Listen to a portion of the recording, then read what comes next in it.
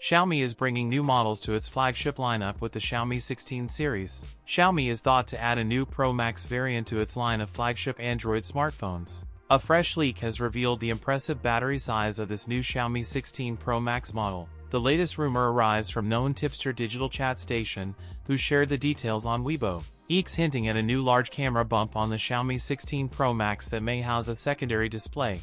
This is the first look Xiaomi 16 Pro Max. New Xiaomi 16 Pro Max will feature a new, ultra-dynamic 50MP SmartSense 590 sensor. This next-gen flagship is also bring Qualcomm's Snapdragon 8 Elite 2 for cutting-edge performance. Rounding off the impressive specs and features is a massive battery pack. Xiaomi 16 Pro Max will be powered by a huge 7,290 mAh cell, which could be marketed as a 7,500 mAh battery. October is likely to see the arrival of multiple smartphones. That's it for today's video. If you enjoyed it, don't forget to like, comment, and subscribe for more content. Thanks for watching, and I'll see you in the next one.